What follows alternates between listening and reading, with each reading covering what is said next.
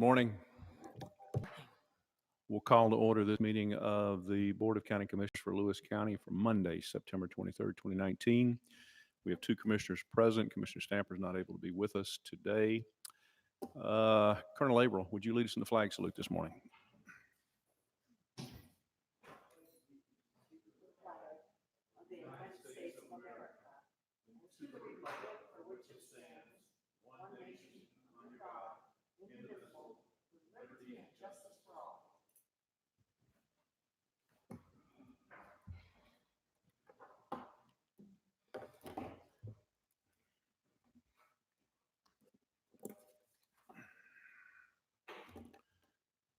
All right, nothing for public comment this morning. All right.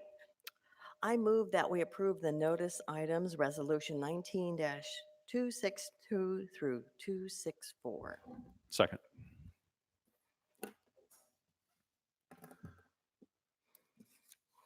Morning, Commissioners. Eric Martin, County Manager, speaking to Resolution 19-262 on the notice agenda. The notice of hearing regarding the third budget amendment for 2019. The notice of public hearing will be published in the Chronicle on the 24th, September 24th, and the 1st of October, and the hearing will be held on October 7th. This notice pertains to all funds, including the general fund, and reflects a revenue increase of $1,350,698 and expenditure increase of $1,010,010. That's a change in fund balance to the positive of $350,688. Current expense general fund portion is a revenue increase of $921,723, expenditures of $246,060, and a change in fund balance to the positive of $675,663. Changes to the dollar amounts announced in this notice will be highlighted during the hearing, which again takes place on October 7th, here in this room, 10 a.m. Any questions? No. It's nice to hear in the positive, those words. Thank you.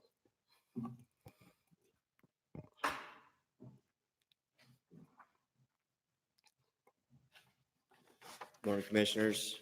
Josh Metcalf, Lewis County Public Works Director, speaking on Resolution 19-263. This is also a notice of public hearing. This is for the proposed modifications to the Vader and Shannon Valley Water System fee and rate schedule. The proposed modifications are to increase the base rate and water usage rate for 2020. Would increase the base charge for both residential and commercial use, as well as a usage charge.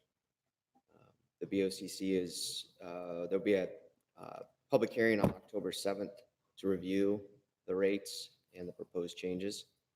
The rate schedule will be proposed to go effective November 1st, 2019. And Josh, the folks in Vader and Enchanted Valley area are notified of this hearing coming up? Yeah, the information will go out to the public on the proposed changes. Thank you. Thank you, Josh. Thanks.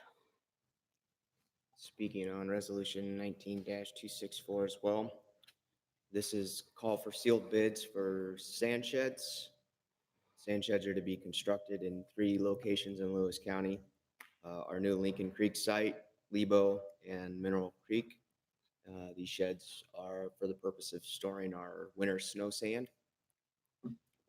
These projects, or this project is part of our FEMA-funded emergency project, alternative project funding that we are awarded. Are we replacing sheds, Josh, or these are new sheds? I mean, we put them up, take them down every year? How does that work? No, they're permanent structures. These are all 3 new ones that have been identified as locations to strategically placed for where we need sand in the wintertime. The Lincoln Creek site is part of the stockpile site that we built last year. Okay. The notice for bids will be put out tomorrow. All bids are due back by 11 a.m. on October 15th. So what would be the turnaround on this? Because you need to get these built pretty quickly, I would imagine. Yeah, we'd like to get them built before November. Our sand bid's currently been awarded, so we'll start getting sand soon. Okay. Okay, thank you. Thank you, Josh. Been moved and seconded to approve three notice items, Resolution 19-262 through 19-264. Any further discussion? No. Hearing none, all in favor say aye. Aye. Passed. I move that we approve the consent items, the approval of minutes of September 16th, 2019, as well as Resolution 19-265. Second. Good morning, Commissioners. Suzette Smith, Chief Accountant, Auditor's Office, here to present to you Resolution number 19-265. This is the weekly approval of warrants against the various county departments. Last week, we issued 175 regular warrants. They were numbered 819310 through 819484 for a total of $1,612,738.68. In addition, we note the following series of warrants as a skip in sequence. These warrants were issued on behalf of the special purpose districts. Their commissions approved those payments. They were numbered 819215 through 819309. Any questions? Thank you. Thank you. It's been moved and seconded to approve two consent items, the approval of minutes from the September 16, 2019 business meeting, and also Resolution 19-265. Any further discussion? No. Hearing none, all in favor say aye. Aye. Passed. I move that we approve the deliberation items, which include Resolution 19-266 through 270. Second. Mr. Wold. Good morning, Commissioners. Steve Wold, Director of Information Technology Services, here this morning to speak about Resolution 19-266. This resolution allows us to upgrade the aging and soon-to-be unsupported hardware running our Spillman system with new hardware that is fully supported, more highly available, which means this will be a group of servers that support our software application and is critical to reduce downtime when any server node fails or experiences overload. In short, this is a technical component to complement the county's ongoing effort to improve its dispatching services and 911 operations center. Any questions? All right, thank you. Thank you. Thank you, Steve. Mr. Anderson. Good morning, Commissioners. JP Anderson, Director of Public Health and Social Services, here to speak on Resolution 19-267. This is part of the Consolidated Homeless Grant we get from the Department of Commerce from the state, and this is being allocated to the Salvation Army to provide case management and prevention services to those who are literally or at imminent risk of becoming homeless in Lewis County. They're located in Centralia. This is for a total amount of $84,672.76. Goes from July 1st of this year, 2019, through June 30th, 2021. So it's a 2-year contract. Any questions? I'm just going to make a statement, as I always do, when we're approving contracts that go back to July 1.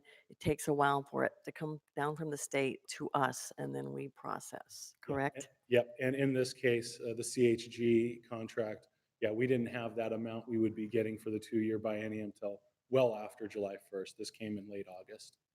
Yep. Thank you. Thank you, JP. Ms. Napier. Good morning, Lee Napier, Director of Community Development, speaking on the next agenda item. So this resolution ratifies an action that actually took effect last Wednesday. So last Wednesday, we lifted the burn restrictions and people are now able to obtain burn permits from our online service.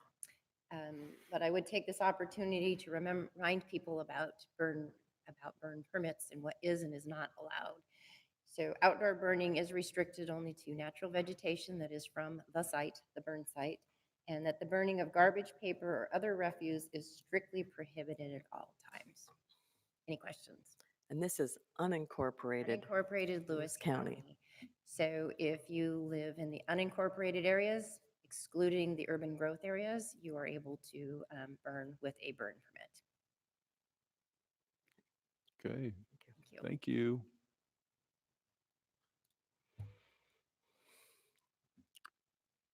Come forth and be recognized, sir. Good morning, Commissioners. Cullen Gatton, on a part of the Lewis County Prosecuting Attorney's Office, and I'm here to speak on Resolution 19269. If approved, Resolution 19269 would adopt a policy governing the use of electronic signatures by county offices for county business. Under Washington law, local governments may use electronic signatures in conducting its business, provided that it adopts a policy ensuring the authenticity of the signature and the security in knowing that the person leaving that signature, it has the authority to do so and the intent to do so. This is sort of a general policy, which is part of the rollout for the new Packet Writer 2.0, which allows the BOCC and other parties to use electronic signatures to provide those. However, this does contemplate in the foreseeable future that other offices may want to use other programs for e-signatures for their business in the county. The use of electronic signatures is in the best interest of the county because it allows an avenue for the county to decrease its reliance on paper transactions and physical documents, thereby saving time and reducing ancillary costs associated with conducting a county business. Also lends itself to better records retention if we have a repository that's electronic. If there are any questions by the board, I'm happy to answer them. Thank you, Thank Colin. you. Commissioner Fund, do you Yes, want to speak to sure. this one? Resolution 19-270 relates to appointing Patricia Craig of Randall to the Lewis Mason Thurston Area Agency on Aging. So she'll be one of, I think, 5 of our citizens who report to that area agency office and advocates for our county. Okay. It's been moved and seconded to approve 5 deliberation items, beginning with Resolution 19-266 through 19-270. Any further discussion? Hearing none. All in favor say aye. Aye. Passed. All right. Under announcements, Commissioner Fund, would you like to start? Last week, I attended a broadband meeting which had state officials, federal officials, all talking about what we can do together to make broadband available throughout the state of Washington. There's been a lot of attention to broadband. It's not an easy task to accomplish. They're going to be authorizing grants in the amount of $50,000 to evaluate the need in each county, because as we look at Lewis County, you could be inside Winlock and you may have good broadband. You may be a block out of Winlock and there isn't good broadband. So we need an assessment of what our county needs. And the State Board of Public Works, which our county manager sits on, is one of those groups that will be working on broadband. So more to come.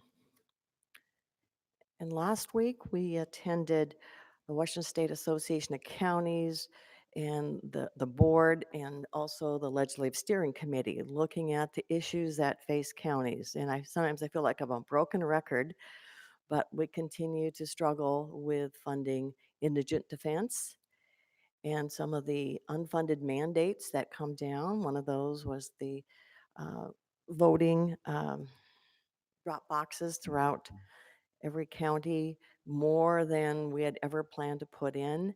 And it's just been a struggle to maintain our budget as well as fulfill the mandates that are put upon us. And also federal officials have done the same to us too. So we continue to advocate.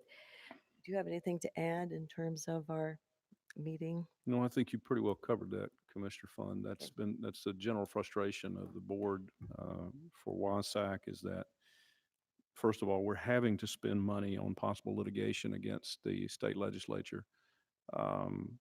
Because counties are already strapped to begin with, and this is coming out of our pockets. And so the hope is that we'll be very productive with this. To this point, I'd say we probably haven't been very productive, but we're working on it.